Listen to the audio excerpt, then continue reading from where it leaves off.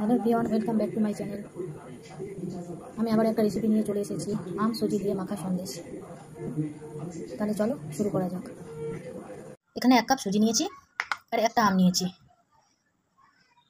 আমটাকে আমি কেটে নিয়েছি। এবার আমি আমটাকে ব্লেন্ড করে নেব। তাহলে চলো এটা ব্লেন্ড করে ফিরে আসছি।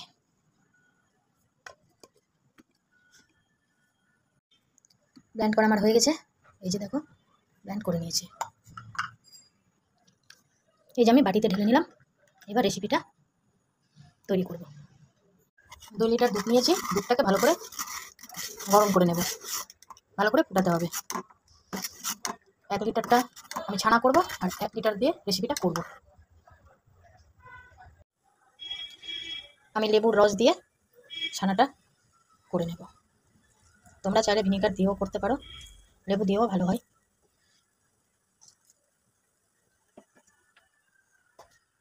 গ্যাসটাকে একদম স্লো করে দিতে হবে।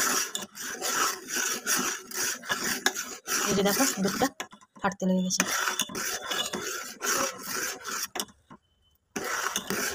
আর একটু আঁচ লাগালে ভালোভাবে ফেটে যাবে। ছানাটা আমার হয়ে গেছে। এবার আমি ছেঁকে নেব। চলো তাহলে ছেঁকে নিই।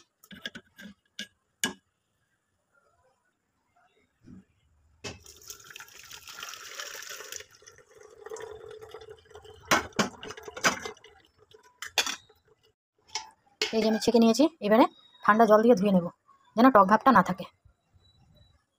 দেখো, আমি ভালোভাবে ঠান্ডা জল দিয়ে ধুয়ে নিয়েছি। এবার একটু জল ঝরার জন্য রেখে দেবো। এবার আমি একটু ভালোভাবে মেখে নেব, যেন এর দানা ভাবটা না থাকে।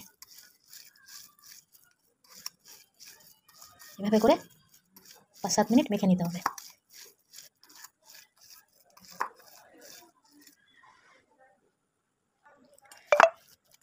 এই যে দেখো, ভালোভাবে মেখে নিয়েছি। কড়াই বসিয়ে দিয়েছি, গরম হয়ে গেছে। এবার আমি ঘি দিয়ে দেব।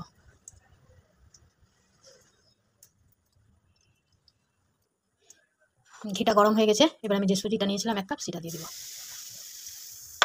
এবারে সুজিটাকে ভালোভাবে ঘিয়ের সঙ্গে ভাজতে হবে।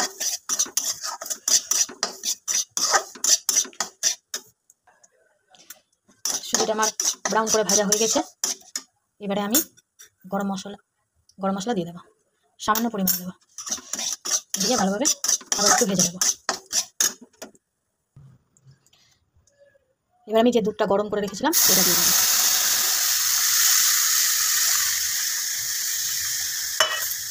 দিয়ে ভালোভাবে মেশাতে হবে, যেন সুজিটা দলা না পেকে যায়।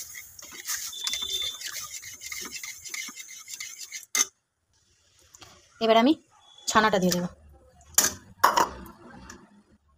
দিয়ে ভালোভাবে মিশিয়ে নেব।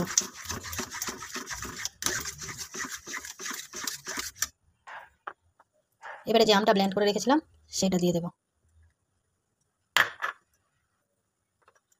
যেহেতু আমি আম দিয়েছি তাই এখানে 1/2 কাপ চিনি দেব। এবারে ভালোভাবে মিক্স করে নেব। এবারে কিছু সময় ধরে রান্না করতে হবে।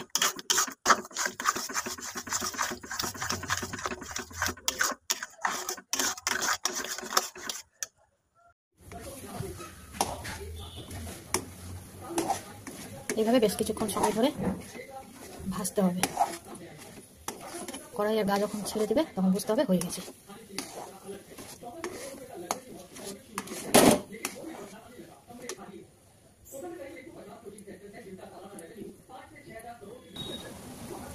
এই যে তোমরা দেখতেই পাচ্ছ, প্যানের গা ছেড়ে দিচ্ছে, কড়াইয়ের গাটা ছেড়ে দিচ্ছে, মানে রেসিপিটা তৈরি হয়ে গেছে।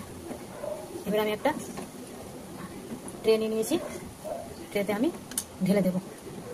এই যে একটা ট্রে নিয়ে নিয়েছি, এতে আমি ঘি মাখিয়ে দিয়েছি। এবার এই ট্রেতে আমি ঢেলে দেবো। এই যে দেখো, এইভাবে আমি ট্রেতে ঢেলে নিয়েছি।